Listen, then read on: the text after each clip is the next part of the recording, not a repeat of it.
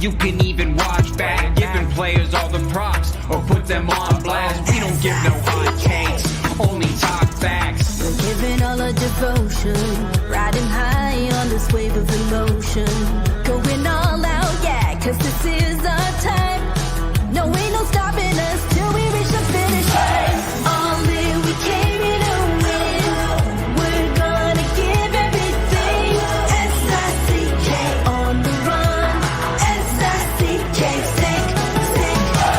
On fire, we're ready to fight. We'll bring the house down tonight. S-I-C-K on the run. S-I-C-K, sick. Play it on the car ride, play it when you lounge.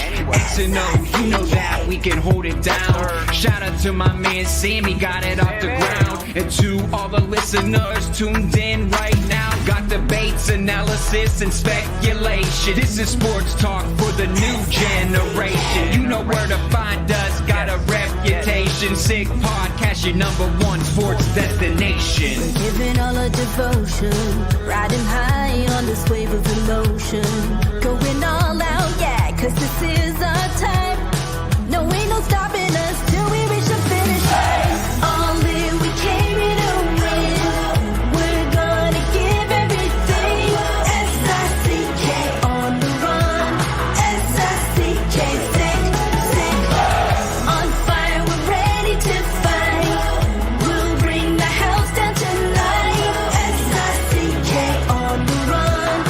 S-I-C-K, sick. S-I-C-K, it's the sickest podcast. Tune in for the audio, or you can even watch back. Giving players all the props or put them on blast. We don't give no hot takes, only talk back. S-I-C-K, S-I-C-K, S-I-C-K, S-I-C-K, S-I-C-K, S-I-C-K, All in, we came here to win. We're gonna give everything. S-I-C-K on the run. S-I-C-K, sick. S-I-C-K, it's the sickest podcast. Tune in for the audio, or you can even watch back. Giving players all the props or put them on blast. We don't give no hot takes, only talk facts. We're giving all our devotion, riding high on this wave of emotion. Going all out, yeah, cause this is our time. No, ain't no stopping us till we reach the finish line. All in, we came here to win. We're gonna give everything. S-I-C-K on the run. S-I-C-K, sick. On fire, we're ready to fight. We'll bring the house down tonight. S-I-C-K on the run. S-I-C-K, sick. Play it on the car ride, play it when you lounge. X and O, you know that we can hold it down. Shout out to my man Sammy, got it off the ground. And to all the listeners tuned in right now, got debates, analysis, and speculation. This is sports talk for the new generation. You know where to find us, got a reputation. Sick podcast, your #1 sports destination. Giving all our devotion, riding high on this wave of emotion. Going all out, yeah, cause this is our time. No, ain't no stopping us till we reach the finish line. All in, we came here to win. We're gonna give everything. S-I-C-K on the run. S-I-C-K, sick. On fire, we're ready to fight. We'll bring the house down tonight. S-I-C-K on the run. S-I-C-K, sick. S-I-C-K, it's the sickest podcast. Tune in for the audio, or you can even watch back. Giving players all the props or put them on blast. We don't give no hot takes, only talk back. S-I-C-K, S-I-C-K, S-I-C-K, S-I-C-K, S-I-C-K. Turn up your volume. Because you're about to listen to The Sick Podcast. With Tony Marinaro. 55 seconds left in the penalty, a minute and 27 seconds left in regulation time. Boston 4, Montreal 3. Lafleur coming out rather gingerly on the right side. He gives it into Lemaire, back to Lafleur. Oh! The sickest Montreal Canadiens podcast. You're in the ball! Sports entertainment like no other. Rejoint, on lui fait perdre la rondelle, une passe devant. Et c'est le dégagement et ce sera la victoire des Canadiens. Stanley pour les Canadiens, le 23e de l'histoire. You found the dogs! John, you found the dogs! He found the dogs! And all together, they worked a young team to the top. And now, a 24th Stanley Cup banner will hang from the rafters of the famous Forum in Montreal. The Canadiens win the Stanley Cup! Brought to you by Energy Transportation Group. Driven to be different. La Tibi. Embrace your true nature. And Playground, your premier gaming destination. It's gonna be sick. Matt Ohayon with you on this Friday evening. I am the Hebrew Hammer. This is the Sick Podcast. Welcome, everyone. I hope you had a great week because the Canadiens didn't.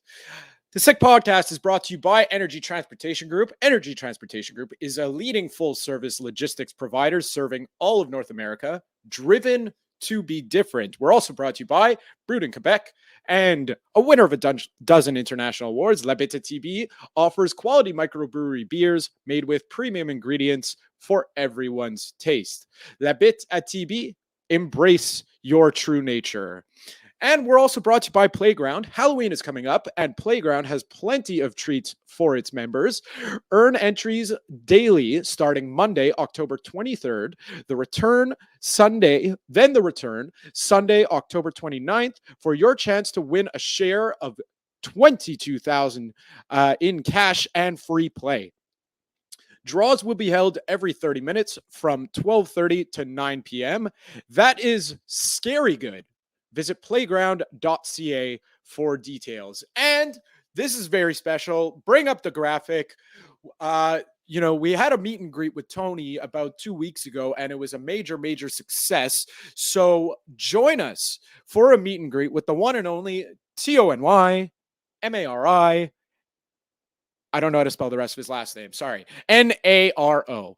All right. To celebrate the start of the hockey season, Bittt TV, the Sick Podcast, and IGA Extra are proud to bring you the chance to meet Tony Marinaro. Okay, so 2 weeks ago, it was in Dollard des Ormeaux. This time, it's in Laval. So it's October 21st. That's tomorrow, starting at 2 p.m. at 5680 Boulevard des Laurentides in Laval. Again, 2 weeks ago, it was a great success. And so we're going to run it back and do it again. Tony will be there and potentially me. I might show up. It depends if Sammy and Agnello allow me to come because they don't like to. They always say we only let good looking people come. So we'll see. All right. So like I said off the top, I hope you had a great week because the Montreal Canadiens didn't. It's crazy the difference a week could make in a hockey season, but that's the nature of the game. Things can change just so fast. So with me this Friday to break it all down, one of my favorite Friday regulars is of the Montreal Gazette, Mr. Stu Cowan. Stu, how we doing? I'm doing well, better than the Canadiens' health situation right now at this point. It's crazy. For the past 2.5 seasons, we've been talking about this, and it just seems to be never ending. Like we said off the top, it was, the Canadiens had a good result against Chicago, but the long-term effects of that game on last Saturday were pretty brutal. Kirby Dach going down with an torn ACL and MCL. Not an injury you see very commonly in hockey. That's more of a football, soccer kind of injury. But man, the hits just keep on coming. And that's a tough injury to come back from. I mean, that's a full year recovery usually, and you never know if you're gonna come back 100% from that. That's major knee damage with both of the ligaments blown out. And then, at practice this morning, Kaden Guhle skated before practice, but he has an upper body injury. Reports it's his wrist. He's still day to day. Dvorak took part in practice today with a contact sweater for the first time, but he's not ready to start playing yet. The Reinbacker hurt his knee. playing in Switzerland. Heineman has an upper body injury after running into the referee of all things in Laval. It's like you start wondering, is this team just cursed when it comes to injuries? It's crazy because we know we've spoken about it over the last 2 years. The Canadiens were number 1 in the league by quite a large margin of man games lost to injury, and they brought in a new training staff, but just really these injuries that happened. This has nothing to do with that. The thing is, I mean, really that. I mean, we spoke this before. When Graham Reinband was fired, he was sort of made a scapegoat for all the injuries. And you can question some of the players coming back too soon. You can question Brendan Gallagher playing on a broken ankle last year. Other players playing through injuries. Monahan playing on a broken foot. But it's a physical game, and guys get hurt. And when you watch that hit on Dach from Jared Tenorti of all people, former first-round pick of the Canadiens, it didn't look that serious, especially for his knee. It looked like maybe he might have hurt his back going over the boards. But for that much significant damage from that hit, and you feel for Kirby Dach. I mean, he had that broken wrist when he was with the World Junior team, which hurt him when he was with Chicago. He was injured at the end of last season. Obviously worked really hard during the offseason this year to get ready for the season. Expected to play a huge role, looked really good the first couple of games, and then boom, the season's over. So not just physically, but you're worried like mentally what a toll this is going to take on the young guy like that, with the excitement going into the season, and then your season's taken away, and it's going to, as I said, that's a brutal injury. That's a long recovery. And I spoke with Brendan Gallagher after Dach was hurt, and nobody knows more about recovering from injuries than Gallagher. And he said the thing is, it's going to be important for him to stay around the team because you get lonely. A team goes on the road, you're left back at home doing your rehab or whatever you're going through. So it's going to be important for Kirby to try and stay around the team as much as possible. It's good that they're home for this long stretch right now, but physically and mentally, this is going to be a tough road ahead for him. And it's crazy because, like I said, this is a very, very common injury, not so much in hockey, but more in football. And when this happens in football, like the season is done. And then just for, every time a player that comes back from an injury like that takes a hit, makes a cut, anything, you're worried. You're worried because it just does not come back. That's something that just does not come back stronger. The one thing he has going for him, like we said, is just he's had trouble with injuries, but they're not connected to each other. So that's a good thing. This is the first injury to hear that we know of. Well, and you look back, I mean, Andre Markov with the knee injury, he was never really the same afterwards. It's as I said, I mean, hopefully Kirby Dach can come back and be the same player he was. But again, it's a tough injury to come back from. With both ligaments, it's major, well, not as major surgery as it used to be back in the days of Bobby Orr, but it's still, it's quite a significant injury, and especially to a young player. And, he was such an important part of this rebuild. I mean, one of the big building blocks, along with Caulfield and Suzuki, giving them depth down the middle at center. Now Alex Newhook would look good on the wing, needs to go to center. Dvorak will probably move in center when he comes back to play, but it just eliminates so many of the, Marty St. Louis talked right from training camp day one, but all the options you had forward lines, and one of them was playing Kirby Dach with Suzuki and Cole again if he wanted to try that. And now this limits the options he has moving forward for the rest of the season. And if you're a Canadiens fan, you hope that the injuries they got them over with early now, and hopefully they can have a long stretch where they stay healthy. But history certainly doesn't look like that would be the case. I know, and it's really sad because, we mentioned it, just his history with injuries last season, how well he was playing, and then it was, stopped right away, stopped in his tracks by another injury. And I feel for Kirby Dach. Like you said, Markov was never the same when he came back from his knee injury. The plus side for this is that, Dach is much younger, so, his body will heal. Logically speaking, it'll heal better than Markov's did, which is good. And also, I think from a confidence standpoint, obviously when you get injured, it's horrible. It sucks. I've never played high level hockey, but I take up running as my sport. I've gotten injured a couple times over the summer. It sucks. It's like you said, you sit around and you do nothing. The whole life of an NHL player, it's not, you show up every day at the rink, they hang out together, you go on the road, they're going on a long road trip at the end of this month. It's, going out with the guys for dinner, hanging out after practice, before practice, all that stuff is involved. And, the injury jinx seems to carry even when the guys leave the Canadiens. Joel Edmondson goes to Washington, and after all his back issues here, where he was sidelined, breaks his hand in a preseason scrimmage, and now he's out. He won't be in the lineup when Washington's here Saturday night. But it's unbelievable how these injuries just keep happening to guys with the Canadiens, and even after they leave the Canadiens to go elsewhere. I mean, the big question with Joel Edmonds will his back hold up, and then he breaks his hand in a scrimmage of all things, and requires surgery, and he's on long-term injured now. The one thing I'll say positively about Kirby Dach's injury is that, if this happened in Chicago, that's like confidence is like near zero. The Canadiens gave him a contract showing their commitment to him. Mm-hmm. And so he knows when he comes back, he has his spot. There's no doubt about that. So, it's a long road ahead, but he'll put in the work, he'll come back, and hopefully he'll be back to his old self, and then be able to progress from there. Because man, oh man, I mean, like, what promise did this guy look at? The promise this guy showed through the first 2 games of the season when he was in the lineup. Like, I remember watching with my friends the season opener against Toronto, and my friend looked at me and he goes, "Mark my words, Kirby Dach by December is going to be the Habs first line center." And I agreed. I said, that's not even a hot take. He looked like he was going to be the bargain signing too. $3.6 million salary cap hit for a guy who's going to be a number 2 and maybe a future number 1 center.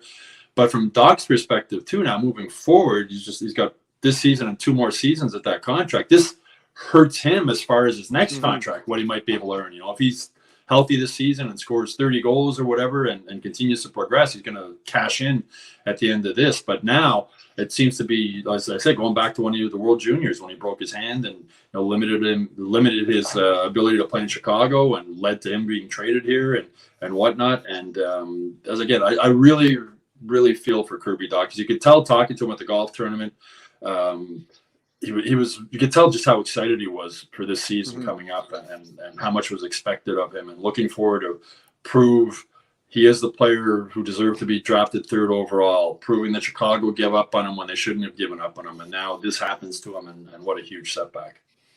We'll move on, because from the negative to a positive, because you mentioned we're going to get to Kaden Guhle. We'll get to that soon, but let's bring it back to a positive, in just that, what a start to a season for Alex Newhook. This guy looks like another one where, a team gave up on him too early. And that situation's a little different, because there were just so many guys ahead, but he's kind of looking like a guy right now on the Canadiens that it's like, okay, there was no room for him, but that's a guy you want to make room for. Like, why didn't they ship someone else out, to keep Alex Newhook? Because this guy looks exactly like a guy who was drafted 16th overall.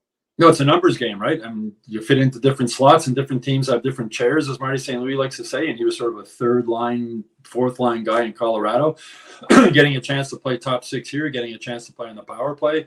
3 goals in 3 games. I mean, who would, he's got 1 more goal than Cole Caulfield. When was the last time Cole Caulfield wasn't leading the Canadiens in goals? But he's looked really good right from day 1 of training camp. I remember watching him in the scrimmages, and he's a Slavkovsky and Anderson, if I remember right. And he looked really good. Like, didn't know a whole lot about him. We don't see Colorado play that often, but we knew about his speed, and that was obvious. But his playmaking, his shot, and just how hard he works. He's a really hard worker on the ice. He has like a Brendan Gallagher type work ethic, and a great opportunity for him to come here. And he's looked fantastic. And from an injury perspective, he played all 82 games last year with Colorado. So he has a track record of being able to stay healthy. But I think Canadiens fans are seeing quickly why Kent Hughes was willing to give up a late 1st round pick and an early 2nd round pick to get Newhook. As I said, the talent's there. You don't get drafted that high in the 1st round if you're not a talented hockey player. The offensive skills is there. You look back at the numbers, the crazy numbers he put up when he played junior, and the work ethic's there. And if a guy's going to work hard and he's got skill, that's a pretty good combination to have. That's what Marty St. Louis had as a player, the work ethic combined with the skill. Not saying that Newhook's going to be a Hall of Fame player like Marty St. Louis, but he's been fun to watch right from day 1 of training camp. And I was mentioned before about options. It's a good thing they do have him now with Dach, because you have somebody else who's going to jump in and play center while Dvorak's out also. So just I think a really smart pickup by Kent Hughes. He obviously knew Newhook as he wasn't Newhook's direct agent, but the same agency, Cortex. That's where so he knew him, and Newhook also played with one of Kent Hughes' sons in junior hockey in Victoria. So Kent Hughes knew him as a player well. He knew him as a person well. Thought he would fit in well with this young group of teams. He's right in that age group, 22, 23, 24, where they're trying to build it through. And a really, as I say, looking for a positive from the first 3 games. 3 goals in 3 games. That's a huge positive. Yeah, and it's I think I mentioned this before. I don't know if you were on the podcast when I did, but I had a friend who worked. This is back when Marc Bergevin was in charge. This is the season where they drafted the off season where they drafted Cole Caulfield. Obviously, the Canadiens were jumping for joy when Cole Caulfield fell to them. But I had a friend who worked as an intern for the Canadiens in hockey ops, and he told me after the draft that, you know, the Canadiens weren't expecting to get Cole Caulfield, and the next guy on their list was actually Alex Newhook. So it's pretty ironic that he. Well, they were drafted one after the other, right?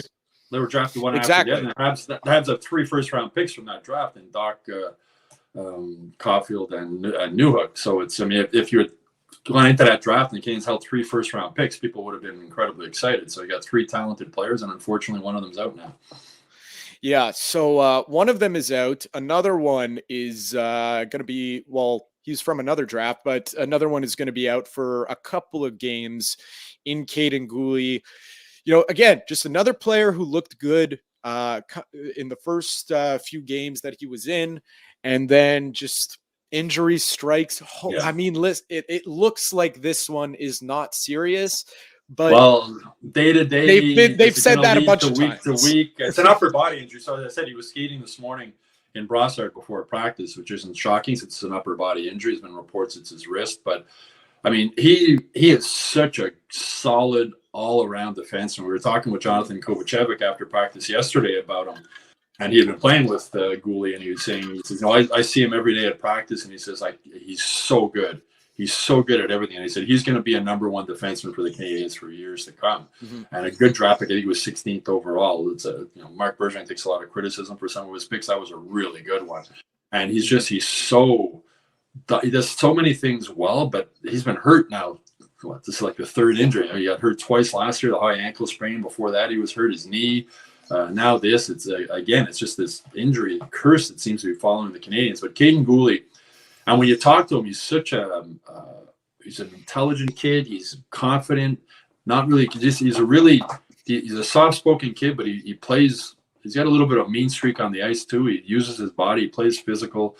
So the Canadiens are obviously crossing their fingers that he's not out too long, because he's another just huge part of this rebuild. And I agree. I think he will be the Canadiens' number 1 defenseman in the future moving forward. I think he's got the whole package. Yeah, and you know, it's hard to argue with that, because when you watch him play, he doesn't look like a 21-year-old, 22-year-old. He looks like he's 25, 26 years old. And when you talk to him, it's hard to believe he's 21 too. He's just such an intelligent kid, and a nice kid to talk to, and thoughtful and intelligent, and it's the same way he plays the game also. Yeah. So hopefully he's not out too long. I mean, hey, you want a positive? So we went negative, positive, negative. Yeah. I'll hit you with a positive. The Canadiens tomorrow are playing, just about the only team in the NHL that looked worse than them the other night when they played the Minnesota Wild and the Washington Capitals. Because, man, oh, man, I mean, it's too early. I'm not ready to say Ovechkin hit a wall, because he is Alexander Ovechkin. Yeah. But, man, it's crazy that the first time in this guy's career, he's been around forever, it seems like. He was held 2 games. Yeah, 2 games in a row without a shot on goal. Again, I'm not ready to call him, that he hit a wall. But, man, do the Capitals look really bad. And, that's really, with a week of a ton of bad news, this could be a very big opportunity for the Canadiens to say, hey, we have an opponent. We know we could beat them. It's Saturday night at the Bell Center. Let's really take it to these guys. Well, Marty St. Louis was asked about Ovechkin this morning, and he has no goals right now. As you said, no shots his last 2 games. But he Noted has, Habs killer. I believe it's 37 goals and including 3 hat tricks in 55 career games against the Canadiens. He always performs, and he likes performing in a big spotlight. It's Saturday night. And as Marty St. Louis said, we better be ready for him because I don't think he's going to go 3 games without a shot. And I'll be surprised if he goes 4 games without a goal. But you're right, the Capitals, I saw they look slow, and Ovechkin's 38 now. Father time catches up with everybody at some point. It's true. It happens fast. It happens fast. You know what? Some players it happens slower, and some players it happens really fast. I think back for Canadiens on Scott Gomez. Remember before the Canadiens acquired him? I mean, he was a speedy forward. He was great, and he got old like overnight. You know, that move to the outside where he would beat defensemen, he just couldn't beat him anymore. And it was sort of overnight. Whereas we watched Brendan Gallagher, it's sort of been more of a gradual process with the injuries, how he's sort of slowed down a little bit. And some guys, it is overnight. I mean, Jeff Petrie was a healthy scratch for the Detroit Red Wings in his 3rd game there. He came back in the next game and he had 2 assists and played really well. But it's sort of, you know, that once guys get over 30, 31, 32 in today's NHL, it's difficult to keep up with the pace. And some guys get old really fast and some guys get old slower. And Ovechkin, again, it's only 3. I'm not ready to say he's down. I mean, he might score another hat trick tomorrow night against the Canadiens, and then we'll all be talking about how incredible he is coming back. But as I said, Father Time's undefeated. Some guys can go 15 rounds with him. Some guys can go 1 or 2. But the NHL is becoming more and more every year. It's just a young man's game. It's so quick. It's so fast. It's 82 games. There's no out of bounds. There's no. It's to me. I always say it's the most physically grueling sport there is out there. The NFL plays fewer games. You can go out of bounds, not get hit in the NFL if you want. It's such a grind. The amount of games these guys play and the travel and everything else. It takes it to wear and tear on everybody. So it's going to be really interesting to see tomorrow night what Alex Ovechkin can and maybe can't do against the Canadiens. Well, you know, it's funny because you look at his counterpart, Crosby, and Sidney Crosby is having a fantastic start to the season. Yep. You know, he looks like he could go 5 more years, no problem. The biggest difference between those two guys, I find, now that we're seeing, again, not ready to call him that he hit a wall, but a little bit of a slowdown with Alex Ovechkin to start the season, is that it just seems like Ovechkin, he always seemed to play with speed. He was like, he always hit hard. He always hit people hard, but really off the rush, it's like, okay, here comes a goal. And if he's standing on a power play open, okay, here comes another goal. Yeah. But he never really slowed down the game when he was on the ice, quite like how we talk about Sean Monahan when it comes to him playing with Juraj Slafkovsky. Never really slowed it down for other people. So, you know, he's got to figure it out, because with a guy just with that much talent, I don't think he's done. I think he just has to adjust the way he plays the game and find another way to be effective. I chuckle watching him on the power play, especially when you watch him live, because he just stands in that high circle with his stick on his knees half the time. Doesn't do anything. You know he's there. They know he's there. And then the puck comes to him, that one-timer, it's in the back of the net. It's quite remarkable to watch just the way he's able to do that, just sort of sit in that one spot. You know, we're talking about Father Time. I asked Marty St. Louis about that today. Because Marty St. Louis was 38 his last year in the NHL. He's 38 or 39, and he had 21 goals with the Rangers. He was like 5th in team scoring, and that was the last year he played. And he said, I never felt Father Time caught up to me.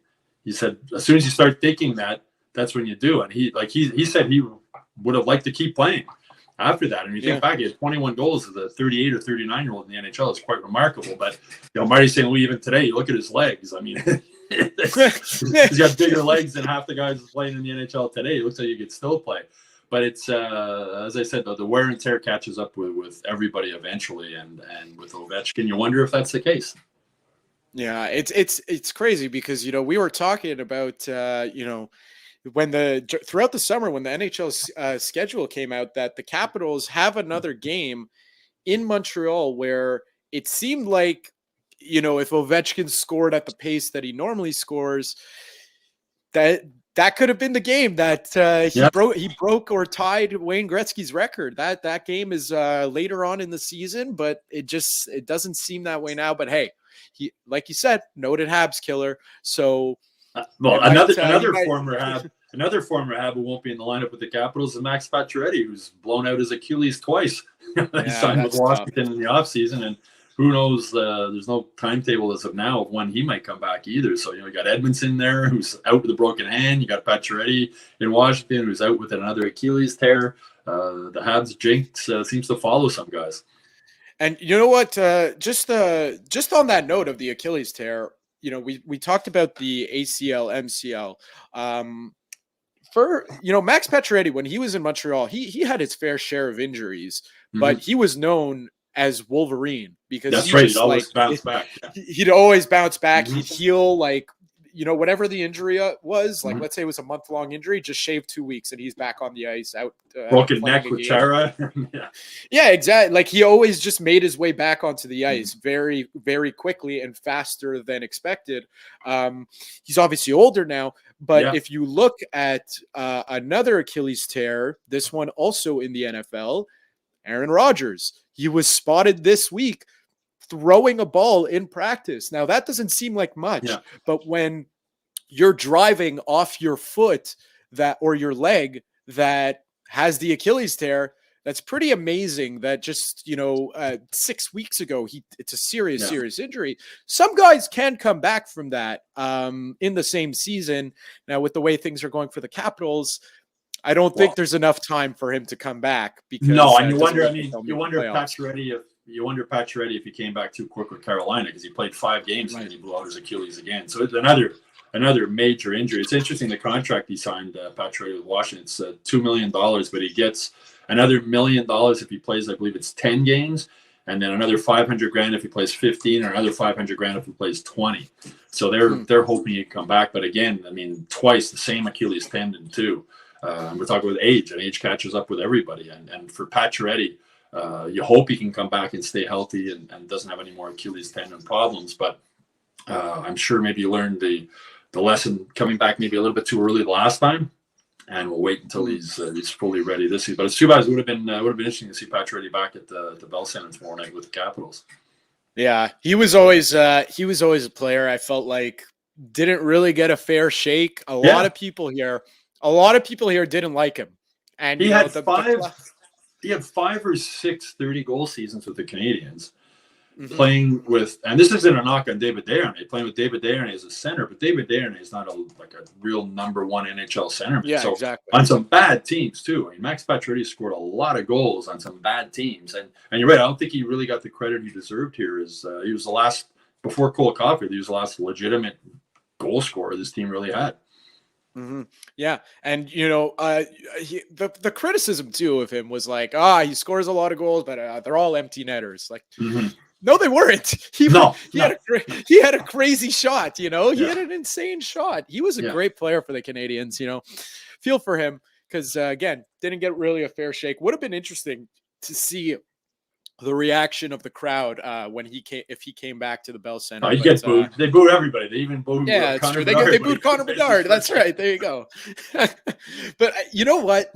I kind of like that because there's so like I don't want other teams to be excited to come into the Bell Center. Like I want it to be a fortress where like other players are scared, not quite to the level of like, a Mexican soccer game where you have a bag of piss thrown at you, or the Spectrum back in the Broad Street Bully days. Yeah.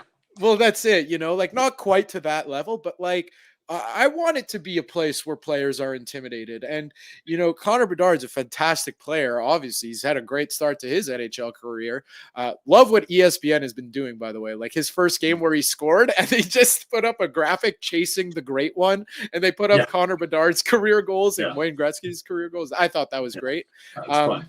But I want players to get rattled when they come into the Bell Center. That's something that I feel like needs to come back. On the other side of that, though, it was really nice to see after the game against Minnesota, the ovation that they gave Marc-Andre Fleury. Also, the game against Chicago, when Corey Perry was the last player on the ice for the pregame warm-up, he got a really nice ovation from the Canadiens fans as he left the ice. So it's sort of a mix of both. It's nice to see the passion from Canadiens fans, but it's also nice that they recognize a guy like Corey Perry and what he meant to the team in his brief stay here and helping to get to the Stanley Cup final. And then for Marc-Andre Fleury, a local guy, Quebec kid not a kid anymore, but coming back home and playing really well for Minnesota. And I love Marc-Andre Fleury. Anytime you interview him, he seems to. He gets it. Like he realizes how lucky he is to play professional hockey. You know, he was sort of upset when he left Pittsburgh, and then he had the great thing in Vegas, and was really played a key role in building Vegas into the popular team they are in that city. He was their first sort of big name player, and he's always got a smile on his face. He's always happy. He loves playing hockey. He enjoys everything that comes about it, and I think he realizes just how lucky he is to be able to do that. And not all pro athletes do. I don't think they really appreciate just how fortunate. I mean, it's hard work and skill and everything to get there. But once you get there, sometimes you just need to appreciate just how lucky you are to live the life that these guys live. I mean, we're talking about Kirby Dach and what he's going to miss not being around the guys. I mean, these guys travel all over. They stay in 5-star hotels. They eat in really good restaurants. They wear really nice clothes. They have a really good life. And it's nice when you see a guy like Marc-Andre Fleury who seems to really, really appreciate that. And rather than really sulking, I know he was upset when he left Pittsburgh, and he loved Vegas and was upset when he left there. But he seems to, okay, he's upset for a couple of minutes or a few days, and then let's move on. Let's get into where we're going next. And he seems to be happy in Minnesota, and that might have been his last game ever in Montreal. We'll see if he comes back for another season after next year. We're talking about staying healthy. I mean, he's incredible. He reminds me of like Gumby. I mean, you watch him. Oh yeah, the way he bends and contorts himself and moves around, and he's one of my favorite goalies to watch. He's almost like watching a gymnast in net. But again, it was really nice just to see the reception that the Canadiens fans gave him the other night as he was leaving the ice. You mentioned he's a player who gets it. That's not something, at least me speaking from a personal experience with Marc-Andre Fleury, that's not something that came with age. Like I remember, I was about 13 or 14 years old, and my grandfather used to be, along with my great uncle, they used to be player agents back in the 70s and 60s, and they were player agents for Gilles Meloche. And back 13, 14 years ago, he was the goalie coach for the Pittsburgh Penguins. I remember that. He invited my grandfather spoke to him, and he invited me, my cousin, and my cousin's hockey team to go watch the Pittsburgh Penguins practice. And my cousin is 2 years younger than me, so he's 11, I'm 13. A bunch of 11-year-old hockey players are like in awe of the Pittsburgh Penguins on the ice, because you see Sidney Crosby, you see Evgeny Malkin, Chris Kunitz, you see all these superstars larger than life. And we were all really excited, obviously, because we thought we were going to get the chance to see Crosby. Now, he never came out. There were 3 players that came out. One was Bill Guerin. He came out of the locker room and signed a couple autographs. He was already up there in age. Chris Kunitz, as he was leaving the ice, he was signing autographs. But Marc-Andre Fleury, he came out of the locker room as we were in the hallway of the lower bowl of the Canadiens Bell Center, and he came out and he took the time to sign every jersey, hockey card, stick that someone had. He took a picture individually with each person, and then we took a big group photo with him, and like really.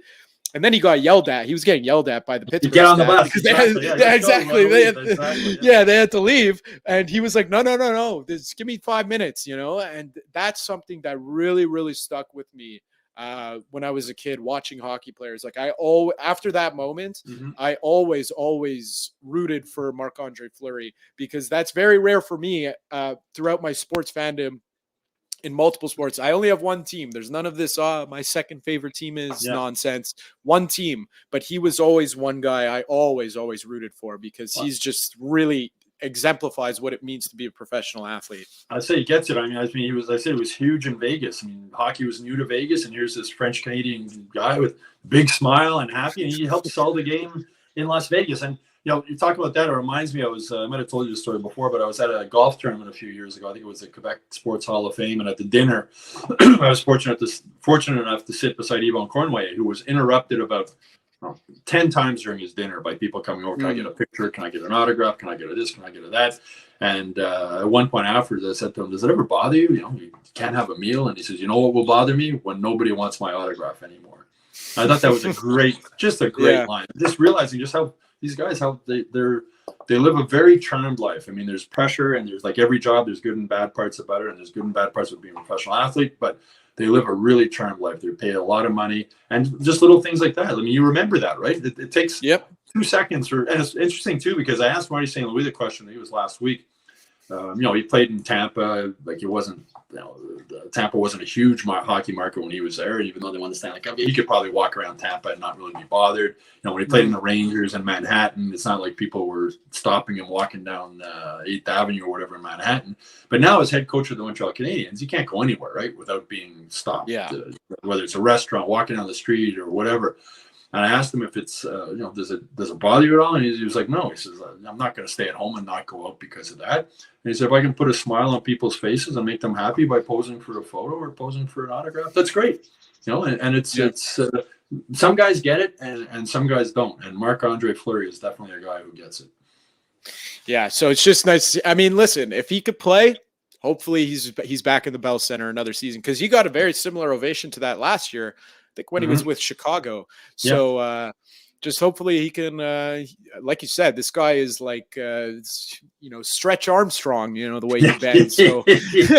So, hopefully he can come back another season, because that, and that's something to be said, bring it back to injuries. That's something to be said about a player, is someone is longevity. Like, that means something. Like, you talk about longevity of players.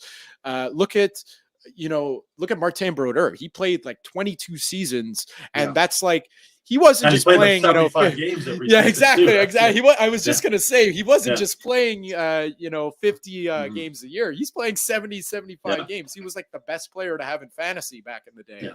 And the thing with Fleury, I mean, he's built like Gumby. I say he's like a gymnast, but then with Carey Price and the injuries he's had, what always amazed me with Carey, one of the things is how big he was. Like, he's built like an NFL tight end, 6'4", 235 pounds or whatever. And just dropping to your knees, and the impact when you're that large of a man and pushing side to side, and the wear and tear that takes on his body. And we saw what it took on Carey Price. I mean, it wasn't just his knees, it was his back, it was his hips, it was everything.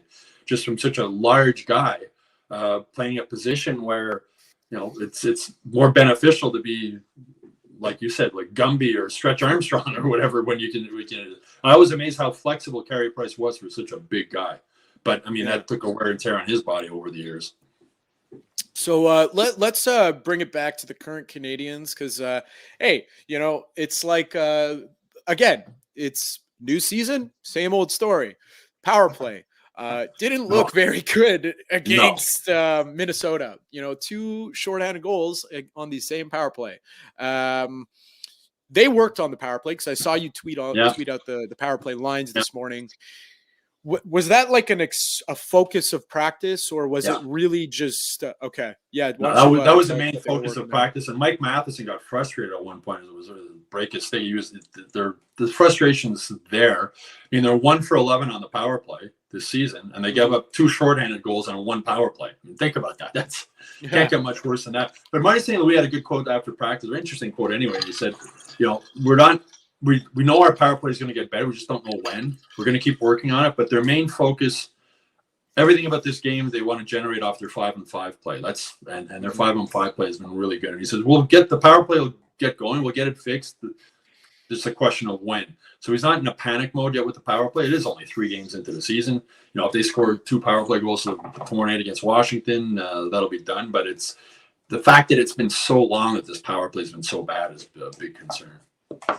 Yeah, because again, we've mentioned it before on this show. It's like the Canadiens haven't had a good power play since Andrei Markov left, or even back when the Canadiens were like really, really bad. They always had a good power play. Like, I have memories from my childhood, watching Saturday night in my friend's basement with their parents, and it's like the Canadiens would go on the power play. It's like Sheldon Surrey is going to score. It's just going to happen. Yeah. Too bad for you. Too bad. It's happening. It's going to happen. Exactly. There's a lot of talent there. It's like, it's puzzling that it doesn't work. Well, it is. I mean, the talent's there. You got Cole Caulfield. You got these guys who can shoot the puck. You got Suzuki. Matheson's got a big bomb on the blue line. You got all these guys. And for whatever reason, it just doesn't work. And they're very predictable, and they're coming up the ice with the drop pass to Suzuki all the time, and it's got to get better. I mean, it really does. As Marty St. Louis said, there's not really a panic, but when there seems to be a lack of desperation too, because how do you give up 2 shorthanded goals on 1 power play? And it looked like they were nonchalant, and it cost them. Mm-hmm. Yeah, well, and it goes to show, like, you need to be on your game. And, we've spoken about this. There was maybe a handful of games last year where we could say that was a bad effort from the Canadiens. Like, really, you could probably count it on 1 or 2 hands out of 82 games. And it's like, okay, you already got 1, and you're only 3 games into the season because you were bad all around on Tuesday night. Yeah, and they were bad on the killing penalties too against Minnesota. I mean, they special teams where there was costing the game. You give up 2 shorthanded goals on 1 shift. It's hard to bounce back from that. And so it's going to be interesting. They spent a lot of time working on it today. Basically the same guys in the same positions, though. They haven't really changed the personnel in the power play. And we'll see what they can do against Washington. But, I mean, it's got to get better. But as St. Louis said, he's not panicking about it yet. They're going to keep working on it. They've been really good 5-on-5. They're one of the best teams in the NHL 5-on-5, and then one of the worst teams in the NHL on special teams. So it's going to be interesting to see how they can fix that moving forward. And it seems like to me, just from what Martin St. Louis said, is that he's really protecting Alex Burrows. How much of this do you think really falls on his shoulders? Because a lot of people are like getting fed up with Alex Burrows, but like I'm not even sure how much it's on his shoulders. Well, practices. I mean, Marty St. Louis is out there working with them. I mean, it's a group thing, and speaking with Rick Green, former Canadiens defenseman and coach and assistant coach for a long time, and he was saying, when the power play is going wrong, it's easy to point the finger at one guy. But it's everyone. Like in power play meetings, it's not just one guy talking. It's the different coaches having ideas and players sharing ideas. And the target's on Burrows now. But as I said, there's no salary cap on coaches. So if they're not getting it done now with Marty and Burrows and the other guys, maybe bring in somebody else with a fresh set of eyes and a fresh outlook on it to try and fix it. Because it is, special teams can decide games, and we saw that against Minnesota. That's what decided the game. So as much as Marty says he's not in a panic mode to fix it, it's got to get fixed. And fans are getting frustrated too. I mean, this has been so long. I mean, they haven't had a good power play since Andre Markov. We were talking about him earlier. Since Markov left, their power play it just hasn't been that good. And Mike Matheson, it was interesting because he was asked about it after practice about getting frustrated, and guys were sort of teasing, that's going to be on every sportscast tonight, is you losing your cool. And he said, it was funny. He said, but that happens to me in summer practices sometimes. I'm competitive. We're all competitive. When things aren't going well, you get upset. He said, even if the power play was going really well and we had a bad power play in practice, I'd get upset. So he was basically, don't read too much into it. Like, we're frustrated with it, but we're all competitive and we want to get the power play fixed. And that's one of the things that today, most of the practice today was spent on the power play. Well, it's also crazy because things could get spun so easily. Through media and the way that, people perceive things. One way you could perceive that is, the Canadiens, they got cluster injuries already. Now the power play is still not getting better. They're already at each other's throats. It's like, no, the guy wants it to get better. They're frustrated, and maybe he's just setting a standard. He's part of the leadership group. Mark Matheson is. He's 29 years old. He's one of the oldest players on the team. He wants to raise the standard along with everyone else in the organization, and maybe some players just weren't up to his standard. Yeah, and that's and St. Louis' answer about St. Louis' thing about not really panicking is also not just talking to the media, but letting the players know, like, it's 3 games in. It's early in the season. It's hard to imagine them having a worse game on special teams than they had against Minnesota. I mean, it's hard to imagine giving up 2 power play goals on 1 shift and being as bad as they were. So it's but it shows the guys care. I mean, Matheson getting upset at practice, and he was sort of laughing about it. And he said, "I hope you guys notice that if the power play is going good in a few weeks and I get upset at practice, I hope there's as much focus on that as there is now." So it's sort of, when he was playing in Florida or playing in Pittsburgh, and if that happened at a practice, no media is really going to be talking about it. But I think I'm sure tonight on the sportscast that'll be a big focus, is about Matheson sort of getting upset on the power play this morning. Yeah, I'm sure we'll see that on, Sport 30, 7-Eleven hockey, Antichambre. It'll happen on all of them. So let's just finish up with one thing. Is I was so confused last night because it's my friend's birthday, and he goes, let's go over to the pub and watch some football, watch some hockey, and I'm like, oh, it's Thursday night. We'll watch the Canadiens play. Yeah. Well, what's going on? Like what? I thought the same thing. I was talking to my wife earlier in the week, and she said, "What your schedule is this week?" I said, "Well, the Canes are playing Tuesday, Thursday, Saturday." And then I looked at the schedule. They're not playing Thursday. That's a rarity that happens. But then they're playing Saturday, Monday, Tuesday, Thursday, Saturday next week. But it's been a real weird schedule to start the season. They've been home for a long time. They've had long stretches between games. But yeah, it's rare. I mean, Tuesday, Thursday, Saturday, those are the home nights for the Canadiens. So the fact they haven't played in that long was surprising to a lot of people, including me.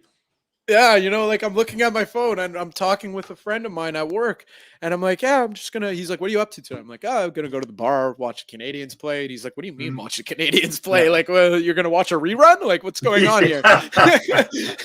I just don't get the NHL scheduling.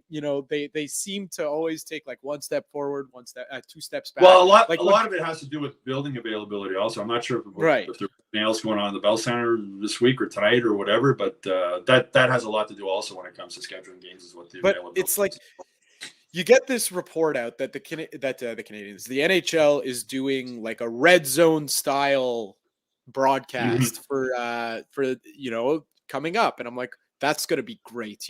15 minutes in between start times each game. Oh my God, they finally got it right. They did it on a Tuesday night, not a Saturday. Like what? Yeah. Like what? What's going on? Like I don't get it. Everything the NHL does TV related wise has to do with US TV, right? So I guess they wouldn't do it on a Saturday because they figure everybody in the US on Saturday is watching college football. Right. So it's sort of I mean, we got to, as Canadians, we get you look at the playoff games, afternoon playoff games on there'd be a Saturday night during playoffs, and there's no hockey on TV on a Saturday night. Like, how is that possible? Well, it's because the American networks want the games in the afternoon. So that's just the way it is. And I'm sure that's why that was done on a Tuesday, because they figured Saturday nobody would be watching because everybody's watching college football. I hope they do that again because it's a great concept. Like, it's interesting to me because ESPN, like, they know what they're doing. And it almost felt like, on the first night of the season, we always complain about how, like, the game on the schedule says it starts at 7 and then it starts at like 7:12. Yeah. And it's like, what the hell, man? But it seemed like at least for the first game of the season, like that game, it was on the schedule. It was Nashville, Tampa Bay. Yeah. 5:30 start time. I'm pretty sure it started exactly at 5:30 because like I flipped on the TV at like 5:35 expecting to catch like some opening ceremony and they're already like 4 minutes into the game. I'm like, this is what is the NHL starting, turning a new leaf, starting games on time? Like, what's going on? Well, it was a smart idea to have the 3 games on opening night, one after the other, after the other too. That worked out really well. But yeah, I've heard other people frustrated, like, why is it that other leagues, when they say the game starts at 1, it starts at 1, or if it starts at 4, it starts at 4. Even the NFL, like now, it used to be they scheduled the 4 o'clock game would be 4 o'clock, but now it's 4:15. If I'm not mistaken, they announced that the kickoff's going to be. So it's the NHL, especially with the opening nights with the ceremony, some of them go on 20 minutes at 7:20 before the game started. I know as someone writing on a newspaper deadline, it used to drive you crazy because you're looking, okay, we got to file a story by 10:20 and it's 7:30 and they haven't dropped the puck yet. This is going to be interesting. But it's one of those things. But I think having the 3 games opening night was really smart, and it was good matchups. Plus, you had Connor Bedard playing against Sidney Crosby in his first game, which I thought was really smart. But the NHL, when it comes to marketing itself and the way it deals with TV and whatnot, they're so far behind the NFL and the NBA and even MLB when it comes to doing that. That's somewhere where the NHL really, really needs to improve. It's also just interesting because I'm not quite sure how it works in the NBA if they start like on time, but I know like the NFL and the NBA, the biggest thing is like the players skating out onto the ice and the national anthem. But when it's a regional broadcast, they don't even show the anthem on TV. So why don't you just put that, 30 minutes before? That's what every other league does. The NFL, I've never seen, 1 o'clock hits, they're starting the anthem. It's always at like 12:50. I could do without the anthems, to be honest. Yeah. Oh yeah. Me too. That's to me, it's, for the Olympics or World Championships or whatnot, great. But, playing the U.S. anthem and the Canadian anthem when you got Russians and Slovaks and Finns and Swedes and everybody else on the ice. But sort of those traditions that I guess they're never going to change. But you think of a hockey player, like you were talking about Ovechkin, 19 years in the NHL. How many times has he heard the Star Spangled Banner and "O Canada" played in his it's got to be. I think it's just one of those things. It's part of the tradition type thing. But personally, I could, and probably because I'm at a lot of games and I hear it so often. Maybe fans that go once or twice a year want to hear the anthem sung. But I mean, I could do without it unless it's the Olympics or World Championships when it actually is countries playing against countries. Yeah, that's a whole other discussion and for another day. But it's just like put the anthem before 7 o'clock or 7:30. Put it before. Like time it. You guys are professionals. You do things so well. Anyways, Stu, or the start time of the game. Announce the start time of the game is 7:10. Yeah, exactly. That way I know when 7 o'clock hits, I don't have to rush to my TV. I have time to go to the bathroom, grab a snack and whatever. Exactly. Stu, thank you very much. Enjoy the game tomorrow. Hopefully it will be more entertaining than the one you witnessed on Tuesday. It's going to be interesting. We'll watch Alex Ovechkin and see what he can do. Yeah. So enjoy. I hope you enjoyed the nice weather today because it's not going to be great this weekend. So All right. Enjoy the weekend. Bye-bye. That was Stu Cowan. I am Matt Ohayon. So we're going to just bring up the graphic one more time, Sammy, because we're going to mention it off the end of the show. If you can. But anyways, so 2 weeks ago, we're having a little bit of technical difficulties. It's fine. We'll get through it. So 2 weeks ago, we had a meet and greet with Mr. Tony Marinaro at the IGA in Dollard des Ormeaux. That went really well. So we decided at the SICK team to do another one at a different IGA. So this is a joint promotion between La Bittt Tibi beer, the SICK podcast, and IGA Extra. You'll have the chance to meet Tony Marinaro at, hopefully, because the graphic is not there, hopefully I remember this address right. It is 5680 Boulevard des Laurentides in Laval. That starts at, I got it right. There you go. There's the graphic. That's tomorrow, 5680 Boulevard des Laurentides in Laval. Come celebrate the start of the hockey season. La Bittt TV, the SICK podcast, and IGA Extra are proud to bring you the chance to meet Mr. Tony Marinaro. Second time's the charm. I missed that off the top of the show. All right. That's it for me. Hope you guys enjoy your weekend. Enjoy the game tomorrow. Washington Capitals in town. Alex Ovechkin's in town. Lots of good stuff. Enjoy your Sunday football if that's your jazz. We'll catch you next time. And that's a wrap. Hope you don't miss us too much until next time. Follow the SICK Podcast with Tony Marinaro on YouTube, Instagram, Facebook, Google Play, and Apple Podcasts. The SICK Podcast is brought to you by Energy Transportation Group, driven to be different. LaVie.tv, embrace your true nature. And Playground, your premier gaming destination.